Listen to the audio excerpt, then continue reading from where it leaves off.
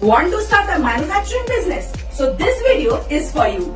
So, in accordance with the Factory Act 1948, a factory owner is mandated to obtain the factory license if they employ 10 or more workers on any working day with the preceding of 12 months, provided the factory utilizes power.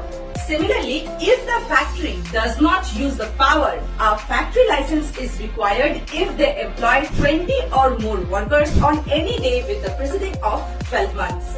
Department of Factories as well as Government of West Bengal also keeps an eye on the safety, healthcare and wages of workers and environmental compliances and public interest. Obtaining and maintaining the factory license is vital for both the legal compliance and the well-being of the workers and the community.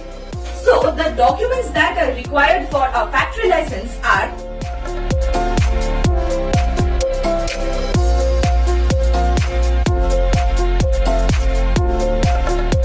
if there is any kind of contravention with the laws, then the occupier and the manager of the factory is equally responsible for breaking the law.